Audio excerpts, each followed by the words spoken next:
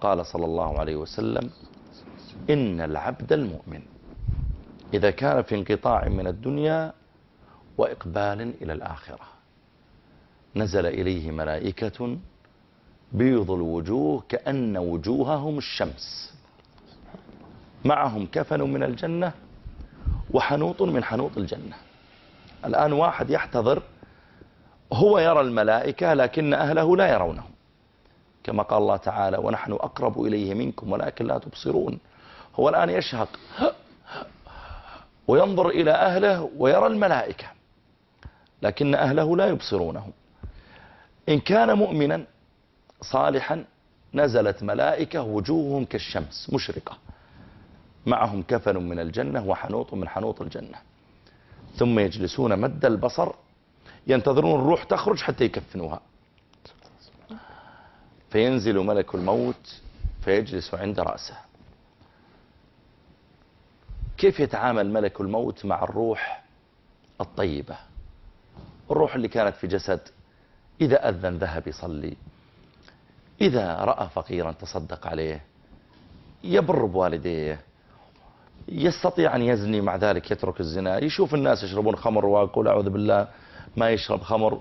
الإنسان اللي في الدنيا حفظ نفسه، عند الموت وهو يشهق، كيف ملك الموت يتعامل معه؟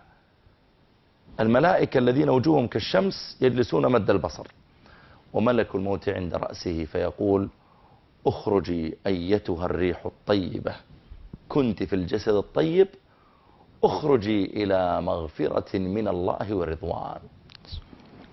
يقول عليه الصلاة والسلام: فتخرج تسيل كما تسيل الحبة من في السقاء، القطرة من في السقاء. بمعنى السقاء يا جماعة مثل القارورة لكنه يكون من جلد، فلما الآن ينتهي الماء، الآن لما تكون القارورة مليئة بالماء ثم تصب الماء يندفع الماء اندفاعا بقوة، لكن لما يبقى نقطة في الأخير ثم تقلبها ماذا يحصل؟ تبدأ تسيل بكل هدوء وأنت تنتظرها حتى تخرج. ملك الموت إذا كانت الروح طيبة ما ينتزعها انتزاعا، لا، اطلعي، اخرجي أيتها الروح طيبة، اخرج، فتخرج شوي شوي براحة كما تسيل القطرة من في السقاء. فإذا قبضها ملك الموت لم يدعوها في يده طرفة عين. ملائكة الرحمة تقول احنا اصلا ننتظرها من زمان، هذه ما تكون في يدك أنت، تكون في أيدينا نحن.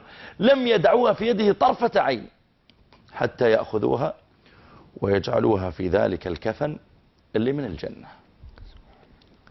لك أن تتخيل كفن نازل من الجنة.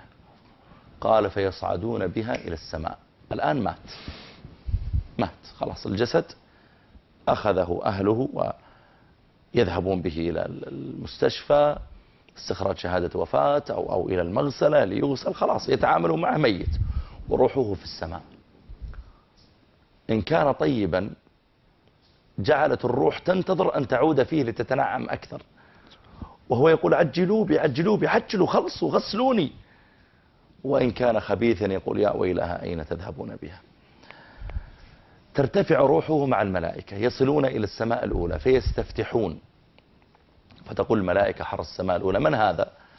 فيقولون: هذا فلان ابن فلان بأطيب أسمائه التي كان يسمى بها في الدنيا. إن كان يحب أن يسمونه في الدنيا مثلا أبو عبد الرحمن، قالت الملائكة: هذا أبو عبد الرحمن. إن كان يحب أن يسمى مثلا هذا أحمد ولا خالد ولا طارق ولا سليمان، ولا قالت هذا سليمان، هذا طارق، هذا بأحب أسمائه. شوف الاحترام يا أخي التي ينادى بها في الدنيا. فتفتح الملائكة ثم يأتون للسماء الثانية، افتحوا، يقولون: من هذا؟ هذا فلان ابن فلان. فتفتح الملائكة السماء الثانية، ثم يصعدون للسماء الثالثة: من هذا؟ فتقول الملائكة اللي حاملته: هذا فلان ابن فلان. كيف ما تفتحون له؟ هذا بيصعد بيصل إلى فوق إلى السماء السابعة. فتفتح أبواب السماء سماء سماء حتى يصل إلى السماء السابعة.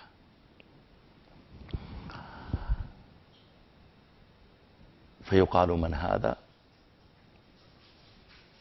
فيقال: هذا فلان ابن فلان. طبعا السماء السابعة يعني فوقها رب العالمين سبحانه وتعالى، وفوق السماء السابعة بحر بين أسفله وأعلاه مسيرة 500 عام، وفوق ذلك العرش. فيستفتحون السماء السابعة فيفتح له، وهو يترقب أن يلقى رب العالمين. فتقول الملائكة في السماء السابعة: من هذا؟ فيقولون: هذا فلان ابن فلان، بأحب أسمائه التي كان ينادى بها في الدنيا. فيفتح له، ثم يقول الله تعالى: اكتبوا كتاب عبدي في عليين، اكتبوا كتاب عبدي في عليين وأعيدوه إلى الأرض فإني منها خلقتهم وفيها أعيدهم ومنها أخرجهم تارة أخرى. قال: فتعاد روحه في جسده وهو في القبر، فيأتيه ملكان فيقعدانه، فإذا أقعداه قال له: من ربك؟ فيخيل إليه أن الشمس تغرب، فيقول: دعاني حتى أصلي.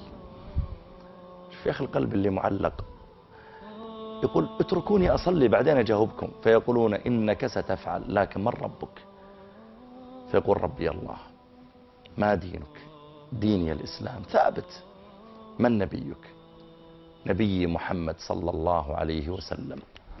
فينادي مناد من السماء أن صدق عبدي. ما هو بكذاب، هذا صادق، لأن أصلا في الدنيا كان يحب النبي ويحب الدين ويحب الله. أن صدق عبدي.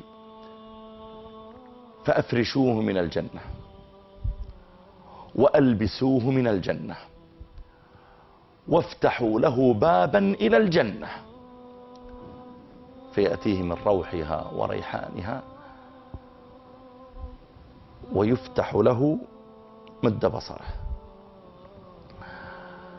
ثم يأتيه رجل حسن الوجه طيب الريح، وهو في القبر يرى القبر واسعا. فيأتيه رجل حسن الوجه طيب الريح، فيقول له: أبشر بالذي يسرك.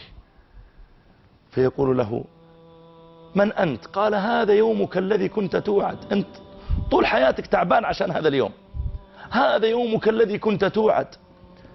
فيقول له هذا العبد: من أنت؟ فوجهك الذي يجيء بالخير، أنت وجهك زين ورائحتك حسنة وكلامك طيب، من أنت؟ فرحتني. فيقول: أنا عملك الصالح، أنا صلاتك اللي كنت تصليها، أنا صومك الذي كنت تصومه، أنا قراءتك للقرآن، أنا صدقتك، أنا برك لوالديك، أنا جهادك في سبيل الله، أنا دعوتك، أنا بذلك. لما كان الناس مرتاحين وعند عياله وانت طالع تدعو إلى الله، لما كان الناس مفطرين ويأكلون ويشربون وأنت صايم، لما كان الناس يمسكون أموالهم وأنت تصدق، أنت كنت تبنيني، أنت اللي صنعتني، أنت اللي جعلت وجهي طيب ما جعلت وجهي أسود، أنت اللي بيض الله وجهك مش أنا. أنا عملك الصالح.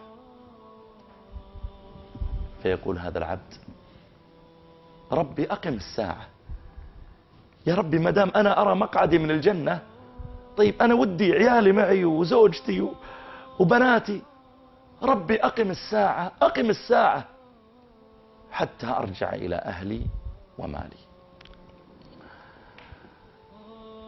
هذا طرف من حديث القبر.